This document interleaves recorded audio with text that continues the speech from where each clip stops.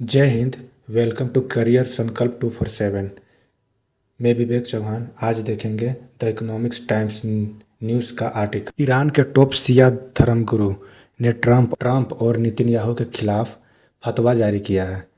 उन्होंने खुदा का दुश्मन बताया है। आयतुल्लाह, जो ईरान के वरिष्ठ शिया धर्मगुरु में से एक है, उन्होंने यह फतवा जारी किया।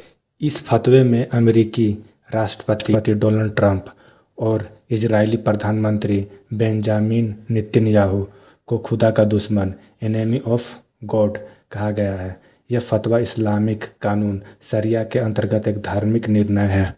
उन्होंने दुनिया भर के मुसलमान देशों से एकता की अपील की है ताकि इन नेताओं के खिलाफ प्रतिक्रिया की जा सके। यह फतवा ईरान और इजरायल के बीच हालिया सैन्य संघर्ष और अमेरिकी की भूमिका की पृष्ठभूमि में आया है, जिससे क्षेत्रीय तनाव और बढ़ सकता है।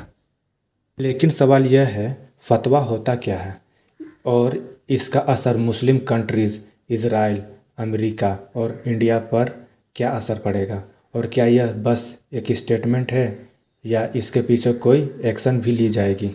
आज का वीडियो में देखेंगे फतवा क्या होता है।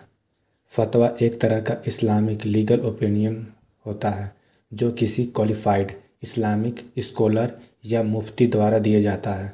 इसका मकसद होता है गाइडेंस देना किसी भी मसले पर, जैसे यह काम हलाल है या हराम, और किसी चीज़ का बॉयकॉट करना है या सपोर्ट, या कोई पॉलिटिकल लीडर के खिलाफ मुस्लिम वर्ल्ड का स्टेंस क्या होना चाहिए।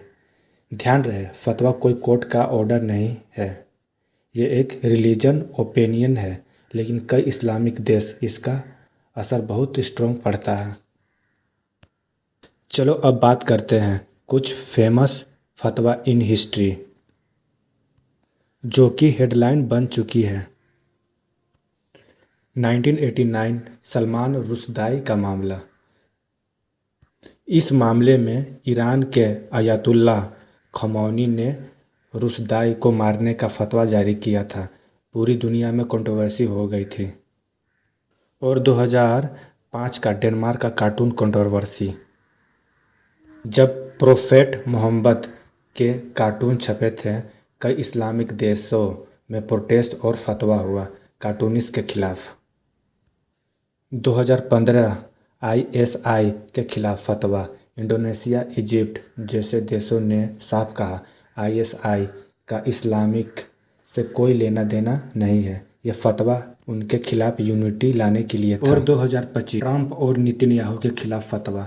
अभी हाल में ही ईरान के अयतुल्लाह ने कहा, जो भी सुप्रीम लीडर खमौनी को मारने की बात करेगा वो खुदा का दुश्मन है। इस्लामिक कंट्री पर असर।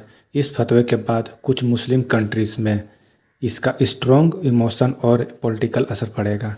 ईरान और उसके अलाइज जैसे सीरिया, इराक इसके फुल सपोर्ट देंगे, और पाकिस्तान थोड़ा बैलेंस बना के रखेगा क्योंकि इन्हें डिप्लोमेसी मेंटेन करनी होती है। और पब्लिक लेवल पर कई जगह एंटी यूएस और एंटी इजराइल सेंटीमेंट और भड़क देखने को मिल सकती है। और कुछ एक्सट्रीम ग्रुप इसे एक्शन के तौर पर भी ले सकते हैं, इवन अगर ऑफिशियली ऐसा कुछ ना कहा जाए तब। अब देखते हैं इजराइल और यूएसए पर क्या असर पड़ेगा। अब बात करते हैं रियल गेम पर, यानी इजराइल और यूएसए। इजराइल के डिफेंस मिनिस्टर ने खुद कहा, अगर खमैनी हमारे रेंज में आते तो हमें उन्हें एलिमिनेट कर देते। ट्रंप ने भी कहा, मैं खमैनी को मौत से बचाया हूं। अब फतवा के बाद अमेरिका को अपने एम्बेसीज और डिप्लोमेट की सिक्योरिटी टाइट करनी पड़ेगी, और इजराइल पर साइबर अटैक या प्रॉक्सी अटैक का खतरा बढ़ेगा। यह डिप्लोमेटिक फ्रंट पर भी ईरान वर्सेस इजराइल नैरेटिव को और फ्यूल करेगा। लेकिन ध्यान दें, यूएस और इजराइल फतवा को लीगली तो नहीं मानता, मगर यह सिंबॉलिक वार में एक बड़ा हथियार बन सकता है। अब बात करते हैं भारत पर असर क्या पड़ेगा। इंडिया पर इसका फतवा का डायरेक्ट असर तो नहीं पड़ेगा, लेकिन कुछ इनडायरेक्ट इम्पैक्ट हो सकता है। सोशल मीडिया पर डिबेट हो सकता है, खासकर धार्मिक ग्रुप के बीच। ईरान और गल्फ कंट्री में रह रहे इंडियन सिटीजन को अलर्ट रहना पड़ सकता है। और इंडिया को यूएस, इजराइल और ईरान के साथ बैलेंस बनाए रखना होगा, जो हमेशा ट्रिकी होता है। इंडिया की फॉरेन पॉलिसी हमेशा न्यूट्रल और स्ट्रैटेजिक रही है, सो ज़्यादा खतरे की बात तो नहीं है, बट अटेंशन ज़रूरी है। अब कंक्लूजन पर आते हैं। फतवा एक पेन से निकली वार्निंग होती है, लेकिन इसका असर गोली से भी गहरी हो सकती है। ट्रंप और नेतन्याहू के खिलाफ आया यह फतवा एक बड़ा रिलीजनल सिग्नल है कि मिडिल ईस्ट की पॉलिटिक्स में मुस्लिम कंट्री की मुश्किल बढ़ सकती है।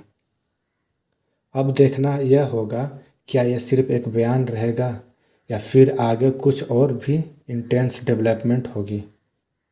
कमेंट करके ज़रूर बताएं, क्या रिलीजनल बेस्ड फतवा को मॉडर्न पॉलिटिक्स में जगह मिलनी चाहिए। मिलते हैं अगले वीडियो में, तब तक के लिए स्टे स्मार्ट, स्टे अवेयर और जय हिंद।